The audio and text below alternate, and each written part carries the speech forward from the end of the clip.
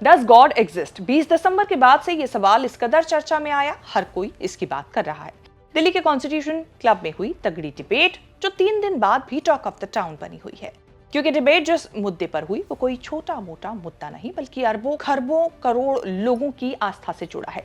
Debate का hot topic ईश्वर के अस्तित्व पर रहा। डिबेट के मुद्दे के अलावा डिबेट करने वाले भी जबरदस्त चर्चा में रहे।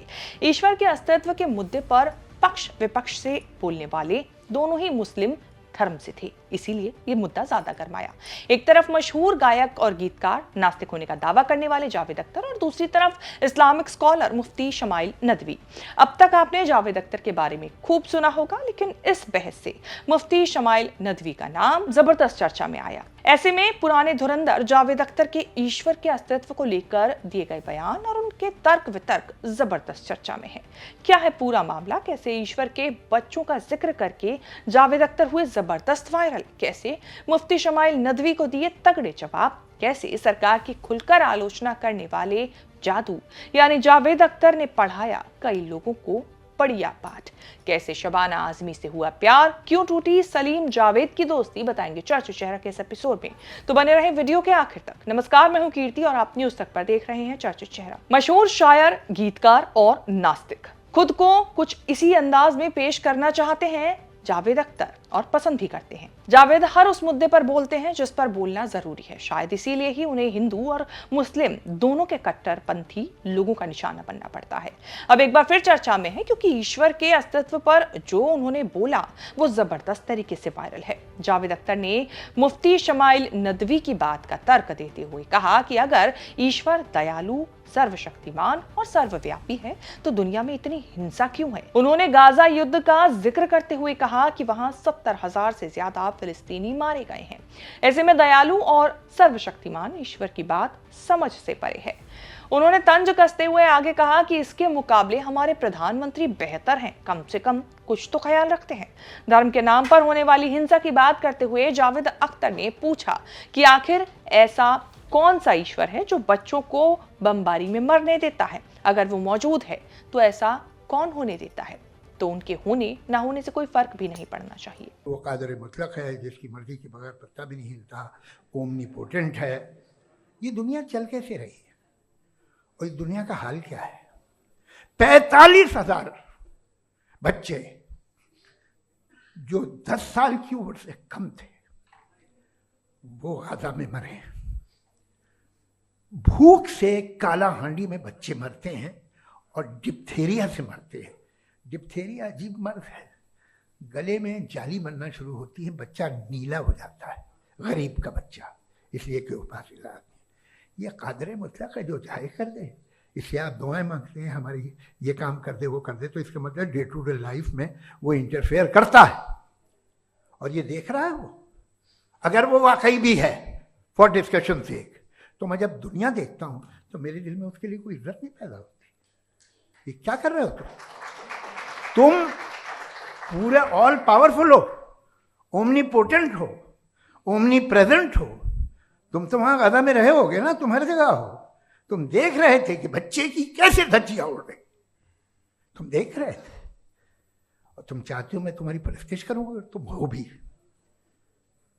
अरे यार, इससे अच्छे तो हमारे चीफ प्राइम मिनिस्टर हैं, कुछ तो ख्याल करते हैं। इसके जवाब में मुफ्ती शमाइल नदवी ने सारी जिम्मेदारी इंसान के कर्मों पर डाली और कहा कि ईश्वर ने बुराई बनाई है, लेकिन वो खुद बुरा नहीं है।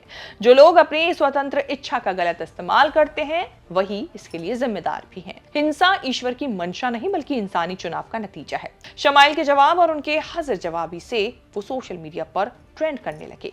जावेद अख्तर को लोग पहले से जानते हैं, उनकी सोच, उनकी बेबाकी, उनके तर्क, सब कुछ जाना पहचाना है। लेकिन मुफ्ती शमाइल नदवी का नाम लोगों के लिए नया है, जो पूरे कॉन्फिडेंस के साथ कह रहे हैं कि साइंस गॉड को प्रूव न कर सकती है न डिसअप्रूव कर सकती है।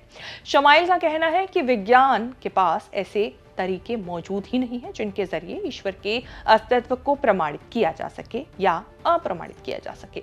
ऐसा इसीलिए क्योंकि साइंस का दायरा एम्पेरिकल एविडेंस तक ही सीमित है और एम्पेरिकल एविडेंस का ताल्लुक हमारे नेचुरल और फिजिकल वर्ल्ड से है, जबकि ईश्वर नॉन फिजिकल और सुपर नेचुरल रियलिटी है। लिहाजा नॉन फिजिकल रियलिटी को आप उस टूल के साथ नहीं चेक कर सकते जिसका काम फिजिकल रियलिटी को तलाश करना है। वैसे बता दें जिन्हें नहीं पता है कि एम्पिरिकल एविडेंस वो होते हैं जिन्हें हम देख सकते हैं, माप सकते हैं, प्रयोग के माध्यम से जांच भी सकते हैं। इन सब तर्कों पर अपनी राय रखकर जावेद अख्तर एक बार फिर से जबरदस्त वायरल हैं और साबित कर दिया है उन्होंने इसी के साथ कि वो नास्तिक कहलाना क्यों पसंद करते हैं। वैसे ये पहली बार नहीं है जब जावेद अख्तर ने इस तरह का कोई बयान दिया हो। जावेद अख्तर अपनी बात मुखर होकर बोलते हैं, इसीलिए कई बार उनके बयानों को सरकार विरोधी भी माना जाता है। कुछ सालों में देश का माहौल कुछ ऐसा बना कि जावेद अख्तर बीजेपी के खिलाफ, मोदी सरकार के खिलाफ बुलंद आवाज बनकर उभरे। अक्टूबर में भी जब तालिबानी विदेश मंत्री पहुंचे हुए थे तो भारत ने रेड कारपेट बिछाया था। जावेद अख्तर का सिर उस वक्त शर्म से झुक गया था। ना सिर्फ तालिबान को उस वक्त उन्होंने लताड़ा, बल्कि उन लोगों पर भी सवाल कसा कि कैसे कट्टरपंथ के नाम पर तालिबानी मंत्रियों की आप आरती उतार सकते हैं। आरती उतारने वाला कोई और नहीं बल्कि देश की मोदी सरकार ही थी। एक वक्त था जब जावेद अख्तर को सिर्फ लिखने पढ़ने के लिए जाना जाता था, लेकिन आज वो अपनी बात मुखर होकर बोलने के लिए भी जाने जाते हैं, क्योंकि वो अपनी बात बोलने से जरा नहीं कतराते। इससे पहले 2020 में वो CAA NRC पर बोलकर वायरल हो गए थे। उन्होंने आरोप लगाया था कि जिस तरह प्रयास किए जा रहे हैं वो देश को हिंदू पाकिस्तान बनाने की कोशिश है, लोगों की आवाज दबाई जा रही है। जावेद अख्तर वो हैं जो अपने काम से जादू करते हैं, अपनी कलम से ऐसा कमाल करते हैं कि जब वो कहानी या गीत फिल्मी स्क्रीन पर उतरते हैं तो जादू ही होता है। ऐसा ही जादू 17 जनवरी 1945 को मध्य प्रदेश के ग्वालियर में हुआ था, जब जौनिसार अख्तर और साफिया अख्तर के घर इनका जन्म हुआ। वही जादू जिन्हें आप जावेद अख्तर के नाम से आज की तारीख में जानते हैं। पैदा हुए तो पिता ने दोस्तों के कहने पर बेटे का नाम अपनी एक नज्म पर जादू रख दिया, लेकिन स्कूल में एडमिशन के दौरान ये नाम बदलकर जावेद किया गया। मुंबई आने के बाद शुरुआती दिन बहुत मुश्किल भरे रहे। जेब में सिर्फ चंद पैसे थे। शुरुआत में जावेद ने कमाल अमरोही के साथ 50 रुपए महीने की तनख्वाह पर एक क्लैपर बॉय की तौर पर काम करना शुरू किया। सोचिए, वही जावेद जो आगे चलकर शोले जैसी एवरग्रीन फिल्म का हिस्सा बने। जावेद पहले सिर्फ क्लैप दिया करते थे, यानी शूट शुरू होने से पहले एक्टर्स के लिए एक हिंट जिसको मानकर एक्टर्स अपनी एक्टिंग शुरू करते थे। जल्द ही उन्हें SM सागर के यहाँ काम मिला, जहां उन्हें एक स्क्रिप्ट लिखने को मौका दिया गया। यहीं उनकी मुलाकात हुई सलीम खान से। सलीम और जावेद की जोड़ी बनी और हिंदी सिनेमा की दिशा ही बदल गई। हाथी मेरे साथी, अंदाज, जंजीर, दीवार, शोले जैसी फिल्मों के साथ दोनों ने न सिर्फ सुपरहिट कई फिल्में दी, बल्कि एंग्री यंग मैन यानी अमिताभ बच्चन को वो मौका दिलवाया जिसका वो इंतजार कर रहे थे। एक बार जावेद साहब ने खुद कहा था कि हमने अमिताभ को जंजीर के लिए चुना क्योंकि हम किसी ऐसे चेहरे की तलाश में थे जिसमें आक्रोश हो, और वो अमिताभ में था। लेकिन समय के साथ सलीम जावेद की जोड़ी टूट गई। इसके पीछे ना कोई बड़ा झगड़ा था, ना ही कोई विवाद, लेकिन ये सब होते होते जावेद अख्तर एक बड़ा नाम बन गए। इतना बड़ा कि फिल्मों के पोस्टर पर उनके नाम लिखे जाने लगे।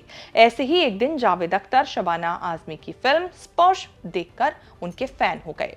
डायरेक्टर सई परांजपे से रिक्वेस्ट की कि मुझे अपनी फिल्म की स्टार से मिलवाइए। सई परांजपे के घर ये मुलाकात हुई और दोनों की दोस्ती धीरे धीरे प्यार में बदल गई। एक रिपोर्ट के मुताबिक जावेद को शबाना इतनी पसंद आई थी कि उनकी फिल्म स्पर्श के डायलॉग तक उन्हें याद हो गए थे। शबाना एक सेंसिटिव एक्ट्रेस और जावेद एक शायर जो दिल से सोचता था। जल्द ही रिश्ता शादी में तब्दील हो गया। 1984 में दोनों की शादी हो गई। ये शादी जावेद की दूसरी शादी थी। इससे पहले वो 1972 में हनी ईरानी से शादी कर चुके थे, जिनसे उन्हें 2 बच्चे, बेटा फरहान और बेटी जोया अख्तर हुई। जावेद अख्तर ने अपना पहला शेर 1989 में कहा था। तब तक वो कई हिट फिल्में लिख चुके थे, लेकिन जब उन्होंने कविता शुरू की तो फिर पीछे मुड़कर नहीं देखा। उनकी कलम से निकली लाइनें आज भी हर दिल को छूती हैं। पंछी, नदियां, पवन के झोंके, कोई सरहद ना इन्हें रोके। जावेद अख्तर को Padmashri, Padma Bhushan, film fair award और साहित्य अकादमी अवार्ड से सम्मानित किया जा चुका है। वो राज्यसभा के लिए भी 2009 में नॉमिनेट हो चुके हैं। फिलहाल चर्चित चेहरा के इस एपिसोड में हमने जावेद अख्तर से जुड़ी बात की, क्योंकि डज गॉड एग्जिस्ट नाम की एक डिबेट लगातार सोशल मीडिया पर चर्चा में रही, जिसे बीते दिनों लल्लन टॉप ने आयोजित करवाया था दिल्ली के कॉन्स्टिट्यूशन क्लब में। फिलहाल इस रिपोर्ट को लेकर आपकी क्या राय है, हमें कमेंट करके जरूर बताएं और आगे भी इस तरह की खबरें देखने के लिए बने रहें न्यूज़ तक के साथ।